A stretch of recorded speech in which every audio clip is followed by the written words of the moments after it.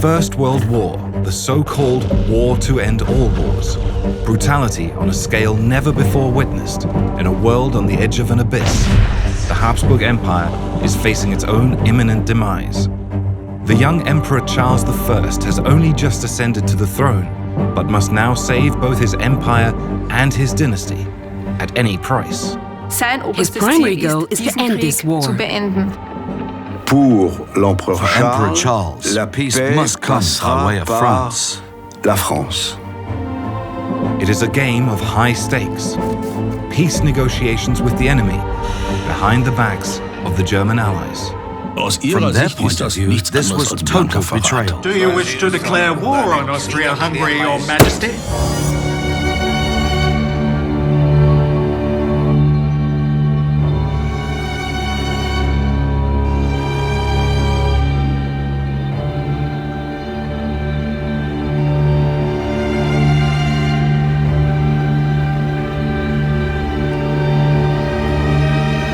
The final journey of an emperor. Charles I of Austria's Habsburg Dynasty and his wife Zita board the ship that is to take them into exile. The First World War has cost the Habsburgs their crown and their empire. Now, Austria's last emperor is leaving the historical stage forever. Mr. Habsburg, Mrs. Habsburg, I'm Captain Arthur Snag. Welcome on board HMS Glover. Thank you, Captain. I must ask for your word that there will be no attempt to flee as long as you are in my custody. Certainly, sir.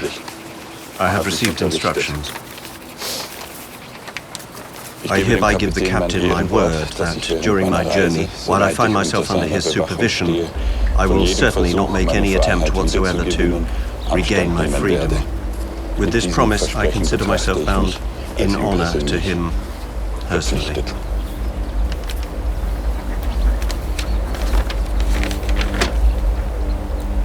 Gezeichnet, the Emperor of Austria, King of Hungary.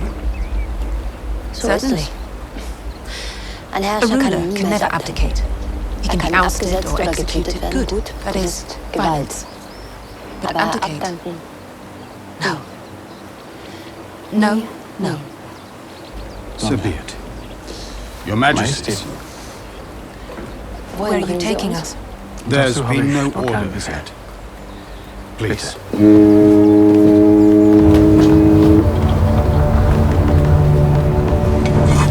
The journey of HMS Glowworm will take the former imperial couple down the Danube, through the countries that once belonged to the Habsburg Empire. Emperor Charles had hoped to save Austria-Hungary and end a war he did not start. In order to achieve his aims, Charles entered into a dangerous conspiracy which began at the height of the bloodshed during the First World War. Autumn 1916. For more than 2 years, the armies of the Central Powers, Austria-Hungary and Germany, have been fighting the Triple Entente of France, Great Britain and Russia on several fronts. Millions of soldiers have fallen, and millions more face the same fate. The conflict is taking its toll across Europe. For the Habsburg Empire, it is no longer merely a matter of military survival, but of the survival of the empire's population. In Vienna, a new emperor has recently ascended to the throne. The tens of thousands of people who line up at the soup kitchens every day place all their hopes in the young monarch. Every day of famine places more pressure on Charles I. Don't send the war minister to the front, Your Majesty. That remains the least of our problems for now. Send him to the outskirts of Vienna, to Otterkring, to Favoriten, where the almost unrecognizable forms of starving women, clutching emaciated children, are queuing up in front of the stores. Hunger is our greatest enemy. It worsens the social divisions. Then show the masses that you're with them. Emperor Charles and Zita have inherited an empire that is in danger of being consumed by war and hunger. It was clear that we would not survive another winter. It was therefore necessary to secure peace at any price. That was paramount, the most important thing. It was widely accepted that if the war was not swiftly brought to an end, defeat would be just one consequence. The entire political system would go up in flames. In fact, the end of the monarchy was already foreseeable at this stage. The differences between the two central powers could not have been greater. Germany's military commanders, Paul von Hindenburg and Erich Ludendorff, were committed to the idea that peace would only be achieved through victory. Their distrust of their brothers in arms grew rapidly. There was a lot of prejudice against the Austrians. From a Prussian point of view, they were considered somewhat negligent. They weren't efficient enough. They weren't well trained. They weren't sufficiently motivated. Increasingly, the Germans felt that they were fighting for people who didn't deserve it. In truth, without Germany's assistance, Austria's troops would no longer be able to fight effectively. As a result, Emperor Wilhelm's generals increasingly take control of the military campaign. If we don't get the Austrians under control, we will face the risk that they drag the entire German Empire down with them. What would you suggest, gentlemen? Lieutenant Colonel Stolzenberg has produced a report I asked for. It suggests the best thing we can do is to get the heir to the throne on our side. Charles, I disagree. Everybody knows he's no friend to Germany. Then we make the Emperor our friend. Let us embrace him while we can still shape him. However, Emperor Charles is unwilling to be embraced. Instead, he does his best to extricate himself from Germany's clutches. This is also a result of his family situation. His wife, Zita, is of the House of Bourbon, part of a Franco-Austrian connection dating back to the days of Maria Theresa. Die Einstellung des Thronfolgers kann man auf the heir to the throne's attitude to the Germans can be summed up very simply. He didn't like them much. He respected them, but he didn't like them. And the moment he sensed their growing power, he liked them even less. Noch geringer.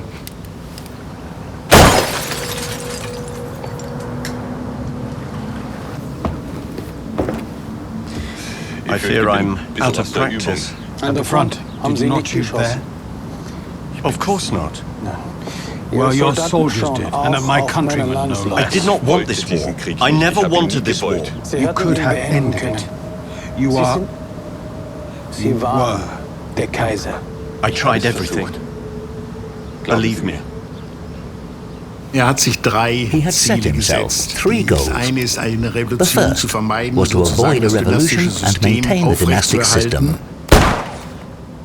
The second was to preserve some sense of unity among the many different nations of the empire. Thirdly, he hoped to make peace after 2.5 years of the insanity of war, and go down in history as the emperor who brought peace.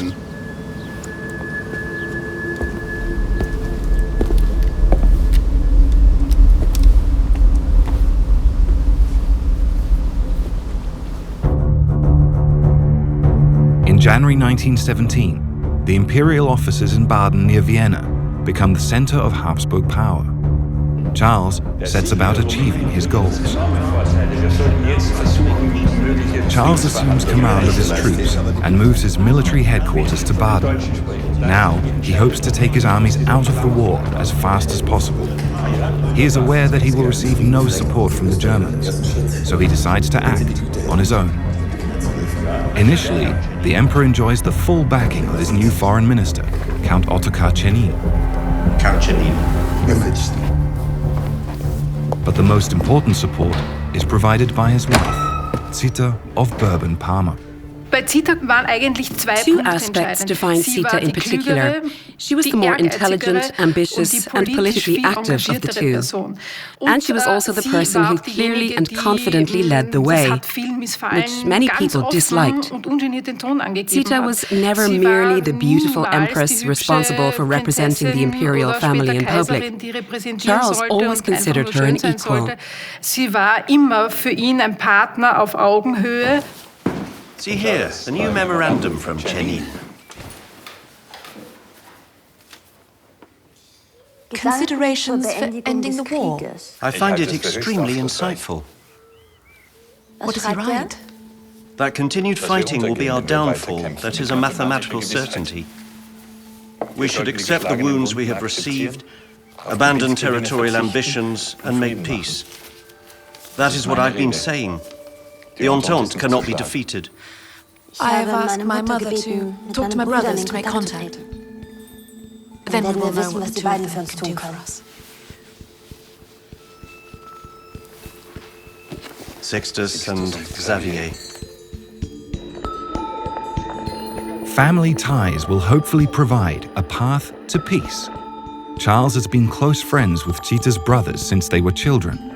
Now they are also related by marriage. Charles's wedding to Zita of Bourbon-Parma in October 1911 may have been an arranged one, but it is founded on love and brings the Habsburg and Bourbon dynasties even closer together. 6 years after the wedding, at Zita's suggestion, Charles's brothers-in-law Sixtus and Xavier are tasked with extending a peace offer to France.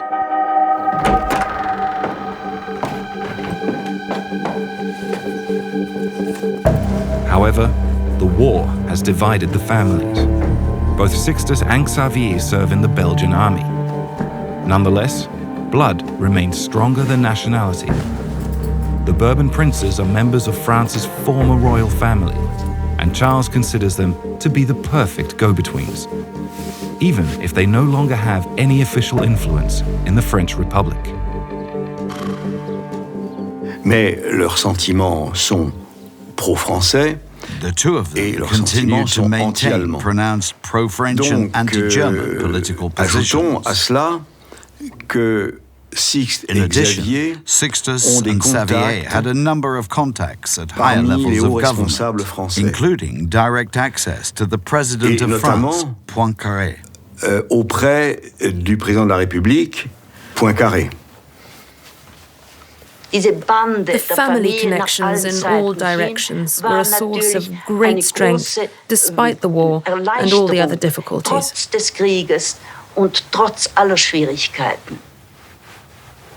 What follows will go down in history as the Sixtus Affair, Charles I's secret peace negotiations with France, behind Germany's back. For more than a century, what really happened behind closed doors remained shrouded in mystery.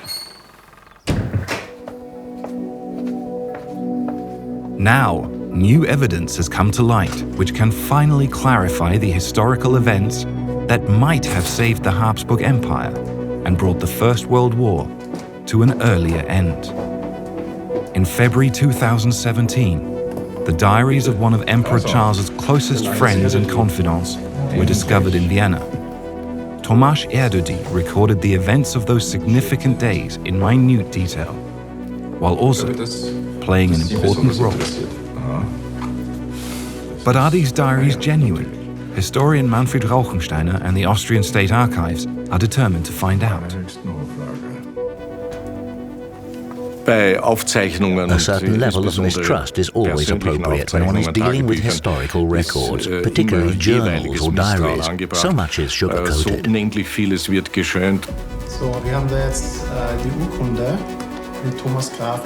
Erdődy's memoirs are compared with official documents from the archives to provide authentication. Does the handwriting match? Erdődy used a modern style of writing in 1917, which makes the comparison easier.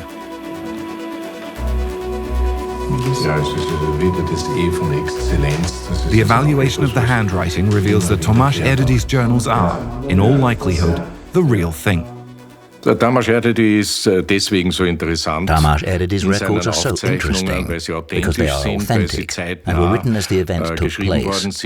It allows us to establish a chronology we didn't have before. He did not write this with the public or future historians in mind, but rather for himself. And one has the sense that he was fully aware of the intrigue that surrounded him and that he was a part of. In dem gelebt hat und von dem ein Teil war. The dramatic events of the Sixtus Affair unfold over the following 3 months. From the outset, the Austrian emperor places responsibility for the greatest diplomatic challenge of his reign in the hands of his friend Tamás Erdődy. 8th of February 1917. Today, His Majesty unexpectedly required my presence. Tamás, wonderful. Tell me, how are we doing with food supplies? Well, you know, Your Majesty, we need some time. Time is precisely what we don't have. Please, Tamás, are you able to travel to Switzerland this evening? With pleasure. It is a very delicate and very dangerous matter. Whatever Your Majesty desires. Good. You will take the 7:30 express to Zurich. As the emperor's special emissary, Tamás Erdődy will play a central role in the secret negotiations with France. Zita. Your Majesty. Tamás, greetings. Charles and Zita are unwilling to entrust the delicate issue to their regular diplomats. You will go to Rue du Pommier, number 7, in Neuchâtel. Erdődy's first mission takes him to Switzerland. An old man, Monsieur B. de la Tour, will open the door. He knows that you are coming. There you will meet Sixtus and Xavier. Give my brothers these letters. Will there be negotiations with the French? Listen, Tamás, your only order is to hand over these letters. You will explain that you are not at liberty to receive any information at all. Answer no questions that Sixtus or Xavier may ask you. Do not discuss the situation of the monarchy, the lack of food, the atmosphere in the country, anything. Do you understand? Do the Germans know of this? I don't plan to abandon them, but I hope to force them to make concessions. It is a risky step. Watch out for spies. So, my friend, Godspeed. Should you be captured, neither His Majesty nor the Foreign Ministry will have any knowledge of you. And now, go with God, Tamás.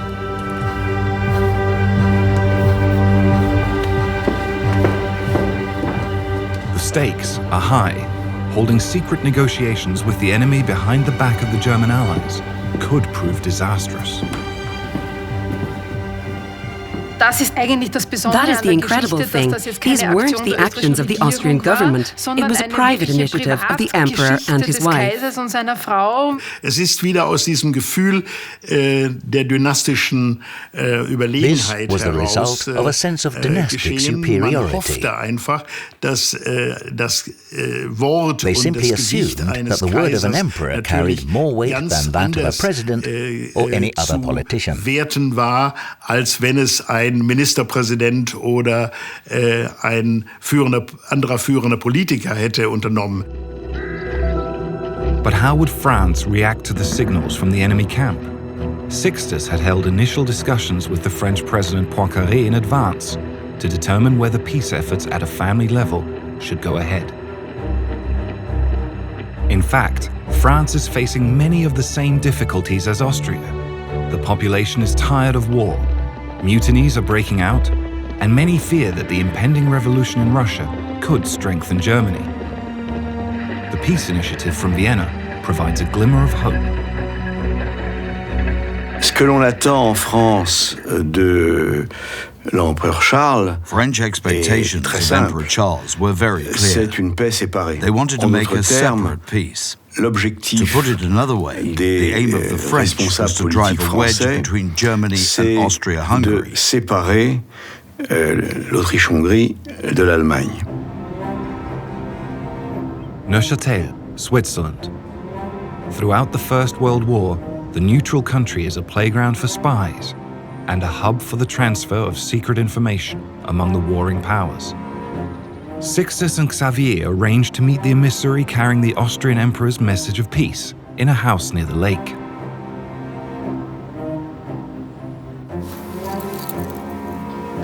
"1335. It is time." Tomáš Erdődy is traveling in the guise of an Austrian merchant. In his recently discovered journals, Erdődy describes events in Neuchâtel in detail.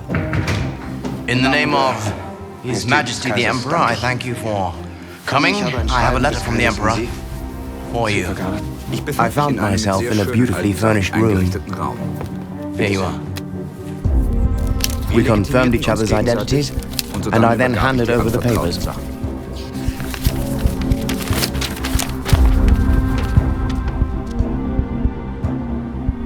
The Emperor hopes that this will be followed by a personal meeting. I cannot leave here with empty hands. I need a concrete offer. The message is clear. There will be no peace with the Entente without sacrifices. Serbia must have sea access. Belgium to be restored with the Congo, and the return of Alsace-Lorraine to France. The princes now told me the wishes of the Entente, which are largely impossible to fulfill. I made a note of everything, and then Prince Sixtus confirmed the demands with his signature. Thank you. Farewell. This is a very interesting, important section. The demands the Entente conveyed to Count Erdődy were undoubtedly extremely ambitious, and there was little chance of all of them being met. The issue of Alsace-Lorraine is by far the most significant. Château du Haut-Königsbourg is now a French national monument, but at the time the castle was the personal property of the German Emperor Wilhelm II. It was therefore symbolic of the struggle between France and Germany for control of the territory, a struggle which had lasted more than 1,000 years. Germany had annexed Alsace-Lorraine during the Franco-Prussian War in 1871, a national humiliation for the French. Now, the Great War has transformed the region between Verdun, Metz and Nancy into a wasteland.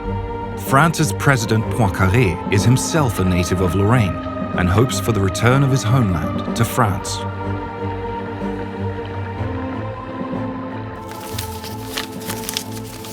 Emperor Charles informs Poincaré almost immediately that a return of Alsace-Lorraine may be negotiable. This is a promising start. The stage is set for further negotiations. Il y a aussi dans l'esprit de Poincaré. In his memoirs, Poincaré wrote that he considered Austria responsible for the outbreak of the First World War. Perhaps he believed, following a certain logic, that Austria would also bring the war to an end. À ce que l'Autriche soit celle qui vienne aussi y mettre fin.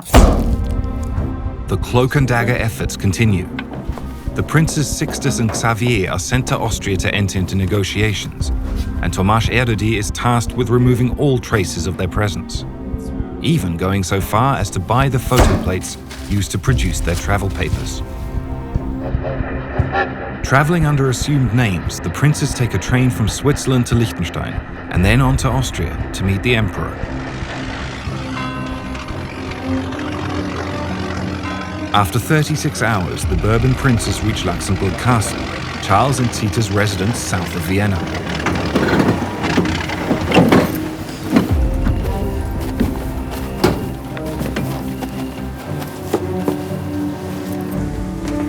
Entering in secret via a narrow spiral staircase, the two princes are accompanied by Tomáš Erdődy, who will subsequently record many salient details of the meeting that takes place in the imperial couple's private rooms.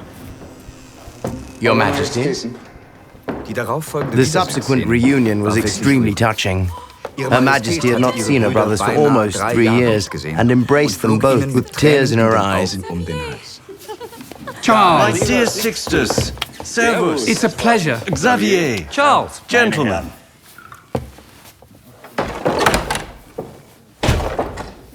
Tomáš Erdődy guards the door. Nothing of what is to be discussed may leave the room.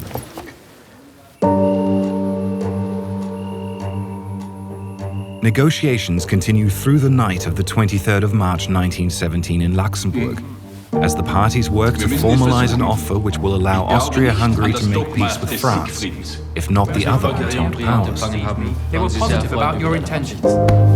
Foreign Minister Czernin, however, is concerned. Your Majesty, do not forget that you have responsibilities as a German ally. I have not forgotten, Count Czernin. But one thing at a time. First, we must reach agreement with France. Then we will have to convince the Germans. If we fail, we're on our own. The experienced politician knows where the greatest problem lies. If Charles promises France the return of Alsace-Lorraine, this would be tantamount to betrayal of an ally. I am aware of this fact. I will take it under consideration. Gentlemen? From Charles's point of view, his offer to France to convince Germany to make concessions concerning Alsace-Lorraine was easy to make. After all, it wasn't his country. On the other hand, it would be unfair to say that Germany was completely opposed. Some Germans believed it was important to make concessions in the case of Alsace-Lorraine. The burden of the Habsburg Dynasty must have weighed heavily on Charles's shoulders during those tense weeks in early 1917. 12 emperors and 19 empresses, including Maria Theresa, lie buried in Vienna's imperial crypt. The future of this dynasty, with its long and glorious past, now hangs on the success of Charles I's peace initiative. The rise of the Habsburg Dynasty, which originated in Switzerland, began along the Danube in Austria at the end of the 13th century. Originally, the Habsburgs were mere counts, but they rose to become emperors of the Holy Roman Empire. On the 17th of August 1887, the young Archduke Charles is born at Persenbeug Castle in Lower Austria. Few people take note. The new arrival is eclipsed by the shining lights of the Habsburg universe, Emperor Franz Joseph and his wife Elizabeth, the legendary Empress Sisi. Nobody could have predicted that Charles would eventually succeed the great Franz Joseph. And yet, this photo Charles's mother requests of the emperor with her son seems eerily prescient. Several twists of fate will eventually bring the Archduke from the back of the line of succession to the very front. The last of these fateful events occurs on the 28th of June 1914 and is destined to change both Charles's life and the course of history itself.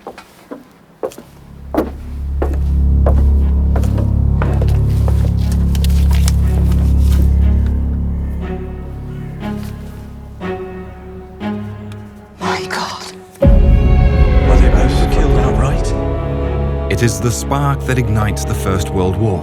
In Sarajevo, the student Gavrilo Princip has assassinated Archduke Franz Ferdinand, the heir to the Habsburg throne, and his wife. A Serb. For God's sake. At this moment, it becomes clear that Charles will eventually become emperor. Undoubtedly, this development also placed incredible strain on him, as he was never prepared for the role of emperor.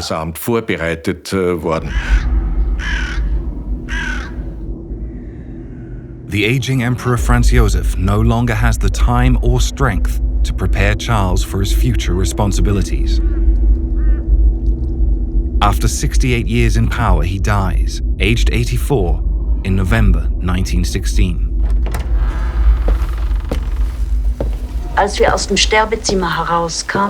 left the room in which the emperor died, his former adjutant, Lobkowitz, approached us. With tears in his eyes, he made the sign of the cross on his forehead and said, "May God protect you, Your Majesty." Amen. And that was the first time Charles was addressed as emperor. All the responsibility was placed on his shoulders. I supported him as much as I could, like any Austrian woman would have done for her husband if she believed she could help.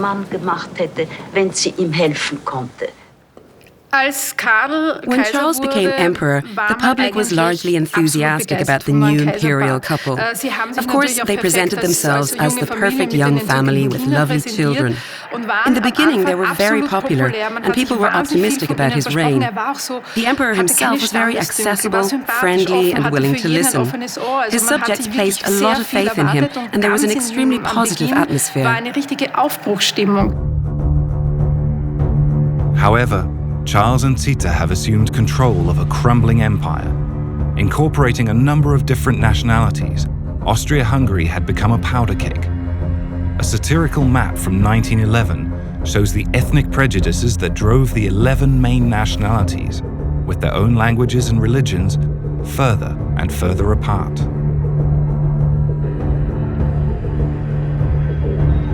The outbreak of war had united the different factions under the Habsburg flag once more. But as the situation at the front deteriorates, pressure mounts internally. Austria-Hungary's ally Germany plays an ever greater role in maintaining stability. Österreich wurde zwar zunehmend als Klotz am Bein angesehen, Austria was seen as a burden. However, politically and militarily, it remained the only ally that could still be considered at least somewhat compatible. As such, Germany was trapped. The German Empire was forced to assume the weight of the problems that Austria-Hungary faced, but there was simply no alternative. Probleme auf mit Österreich-Ungarn. Zum anderen aber weiß man genau, aus diesem Dilemma kommt man nicht heraus. Now, however, Charles I is prepared to betray his brothers-in-arms to save his own empire. Following his meeting with the Bourbon princes, Charles drafts a letter nominally addressed to his brother-in-law Sixtus. In fact, the letter is actually directed at President Poincaré of France, and therefore also at France's ally, England.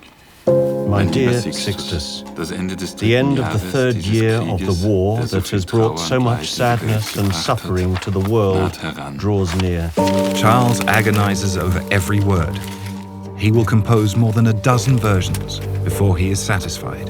It is, therefore, my great pleasure to acknowledge that, although we are currently adversaries, my empire and France are not divided by insurmountable conflicts of interest.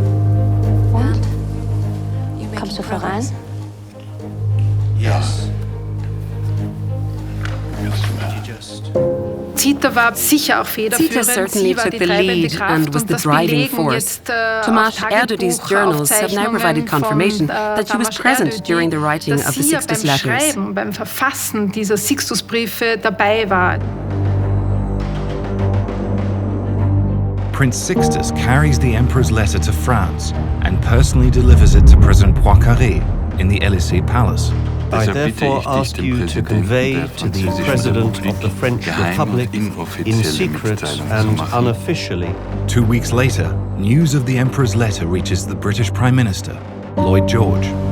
That I will use all the means at my disposal with my allies to support France's just demands pertaining to the return of Alsace-Lorraine. And, finally, England's King George V. In the hope that we can together end the suffering of so many millions of people.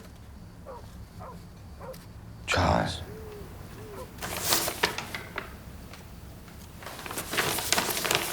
This means peace, Prince Sixtus. God willing, Your Majesty. This, of course, took events to a whole new level. The Austrian emperor was now using his personal relations to open negotiations with the French and English governments. The fact that he neglected to inform the Germans at such an important phase of the war was politically short-sighted. Emperor Charles hopes to rectify the situation and present his allies with his peace plan just days later, during a meeting with the German Emperor Wilhelm.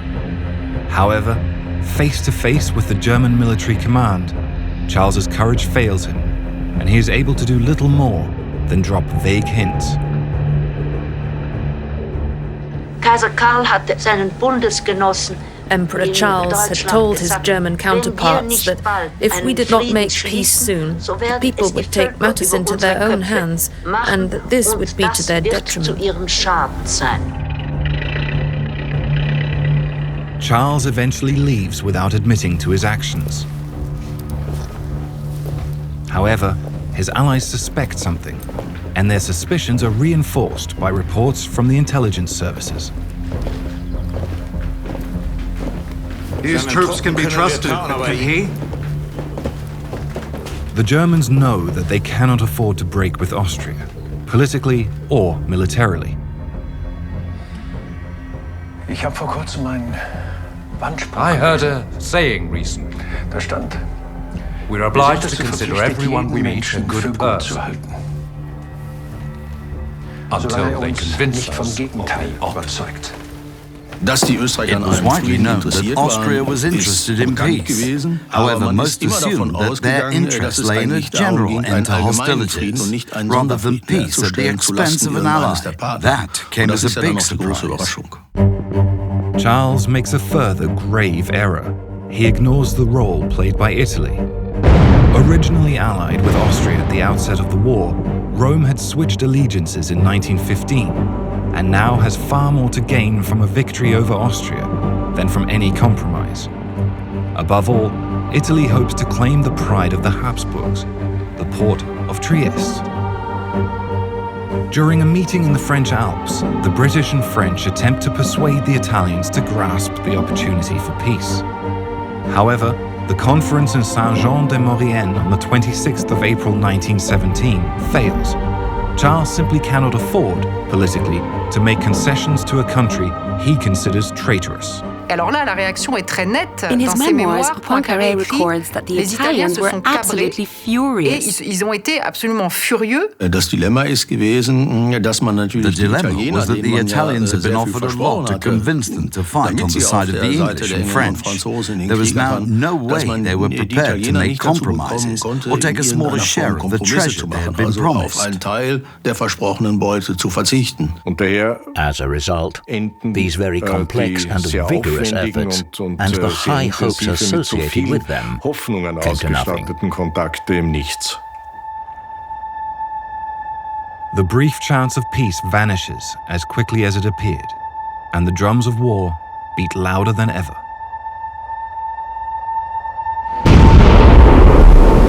Germany intensifies its U-boat warfare, and any ship is liable to be sunk without warning. As a result, the USA enters the war. Unexpectedly, German and Austrian troops celebrate an overwhelming victory over the Italians at the 12th Battle of the Isonzo.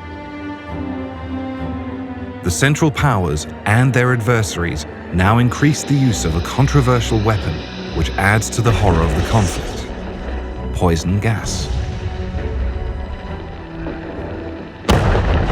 After 2 revolutions, Russia withdraws from the First World War, and its soldiers lay their weapons down. 500,000 German soldiers can now be transferred to the West for the final push. The Spring Offensive begins in March 1918. It is the largest military campaign the world has ever seen, and the German Empire is now all but certain that victory lies within its grasp. Even the otherwise circumspect Austrian foreign minister, Count Czernin, allows himself to be swept up in the spirit of victory. 1 year after his emperor's peace initiative comes to nothing, he gives a speech at City Hall in Vienna. Contrary to all accepted diplomatic practice, he claims that France's Prime Minister Clemenceau has secretly asked him to open negotiations for peace. And then it all blows up. Janine makes his speech, and Clemenceau promptly responds that it's all a lie, and that he has the letters to prove that the Austrians approached France in secret to negotiate a separate peace. It's an early 20th century version of a fake news war. There is no Twitter, but Janine publicly makes a false claim, and Clemenceau can't possibly let it stand. He has to find some way of bringing facts back into the debate. Within a few days, the affair becomes an international scandal, with each side accusing the other of spreading lies.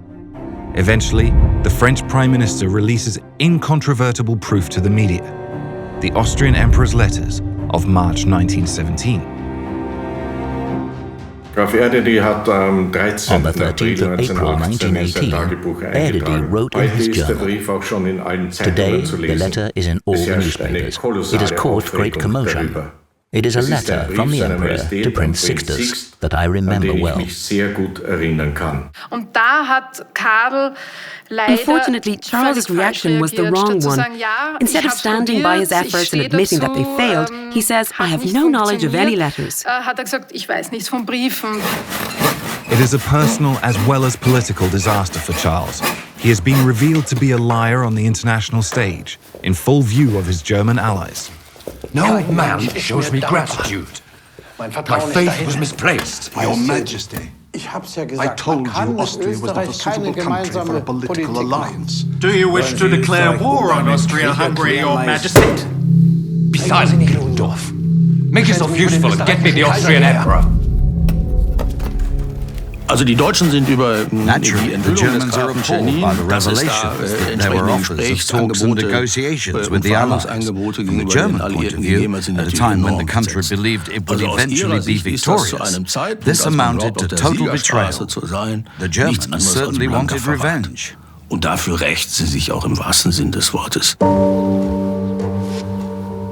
Emperor Charles is unable to deal with the mounting pressure. Janine demands the emperor issue a formal statement that the foreign minister had nothing to do with the letters. An outright lie.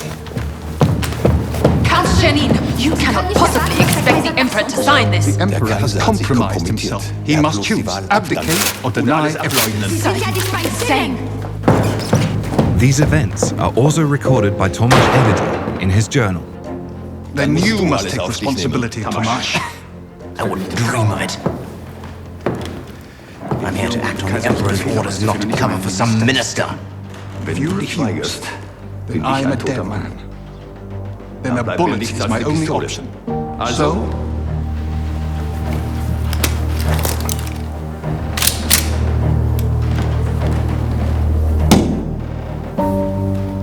So be it. Charles's reign would appear to have come to a shameful end. Janine even attempts to force the emperor to relinquish power and accept a provisional regent.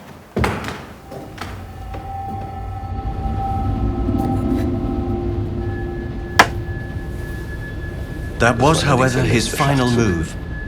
I got rid of him. The Empress gave me back my confidence. Captain Snag. Don't you think that the Emperor and I deserve to know where you were ordered to take us? I had to read in the paper that it is probably Madeira. Oh, I hope so, for your sake.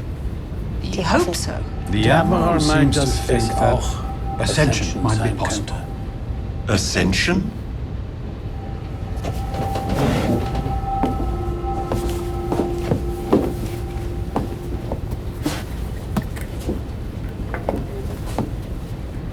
Here. Ascension Island. A small volcanic island. Population 100, governed by an English officer. Tropical heat, worse than St. Helena. Napoleon's St. Helena. Exactly. That's why I say Madeira before those in London change their minds. How would Austria-Hungary's German allies react to the emperor's betrayal? On the 12th of May 1918, in the Belgian town of Spa, Charles is summoned to appear before Emperor Wilhelm. The German emperor makes no secret of his disdain. When Wilhelm receives the Austrian emperor, he makes it very clear that he considers him both weak and a traitor, and that he plans to punish him as you would a naughty schoolboy. As part of Germany's revenge, Charles is forced to sign everything the Germans demand of him.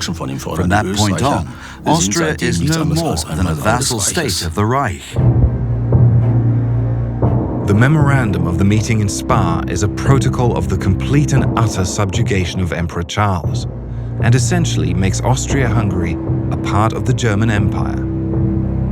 As a result, Germany now has total control over the armies of the Central Powers. The war will be decided on the battlefield. Tomáš Erudí, Charles's friend, is at the Emperor's side in Spa. He knows the end is coming.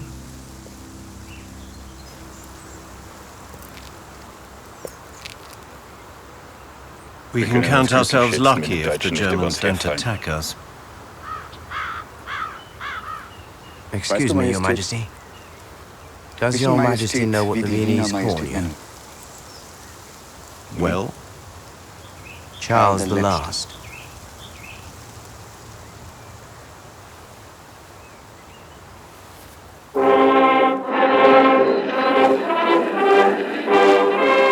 On the 17th of August 1918, Charles celebrates his last birthday as emperor, surrounded by his inner circle.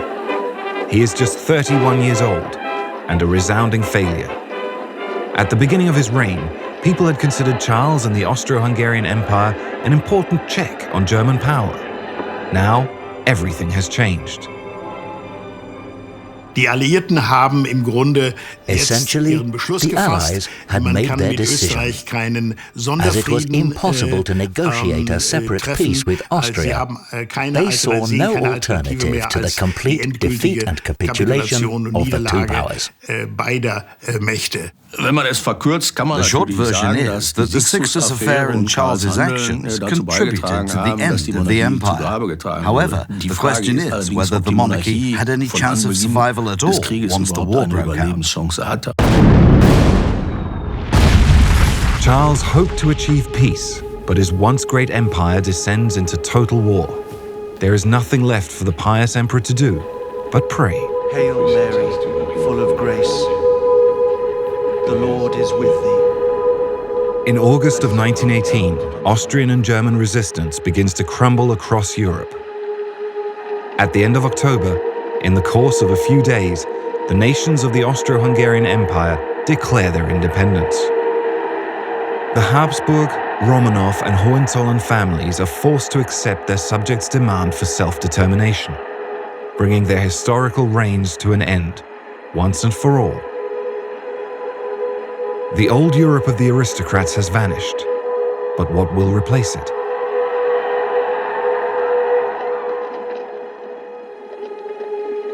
The peace treaties of Versailles and Saint-Germain create a new order, and sow the seeds for future conflicts.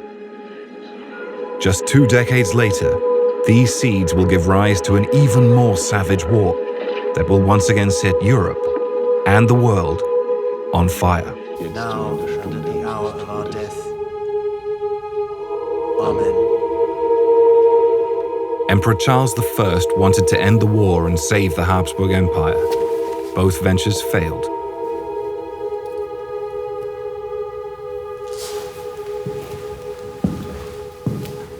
Es lag daran, dass he allowed himself to be driven, rather than being a driving force himself. He did not believe he could have a significant impact. This may have been an aspect of his character, his personality. Above all, however, I believe it was a result of the course of the war. Und an der Kriegsentwicklung. 1 week after Austria's surrender on the 3rd of November 1918, the imperial family leaves Vienna's Schönbrunn Palace. The following day, the establishment of the Republic of German Austria is proclaimed.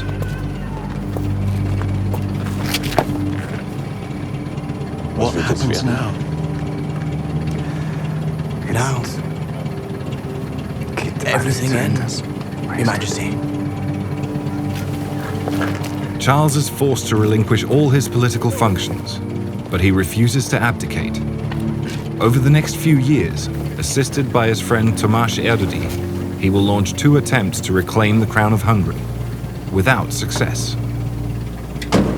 After almost 650 years, the era of the Habsburgs is over. Vielleicht war Karl insofern Perhaps Charles was actually the right person at the right time, in that he so clearly demonstrated the problems associated with monarchies, that certain people inherited so much power that they were not qualified to deal with, people who simply lacked the ability to lead a country. Die einfach das Zeug nicht dazu haben, auch ein Land zu führen. Following the failure of the attempted coups by the former imperial couple, the victorious Entente powers decide to solve the problem once and for all. Charles and Zita's journey into exile takes them along the Danube, through the new countries established by their former subjects, and to the Romanian river harbour town of Galați. It is the humiliating end to an empire of many nations, united under the banner of a single dynasty.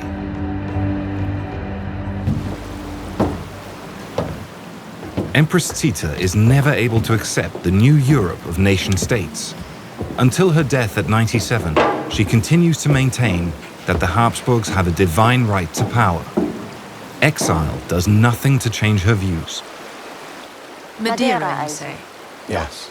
It has been an honor to have you on board my ship, Your Majesties. Farewell, Captain. It was a pleasure. Just 4 months later, Charles dies of pneumonia in Madeira at the age of 34. How will the last Habsburg emperor eventually be remembered by history? For his sincere ambition to secure peace? Or for the somewhat inept betrayal of his ally?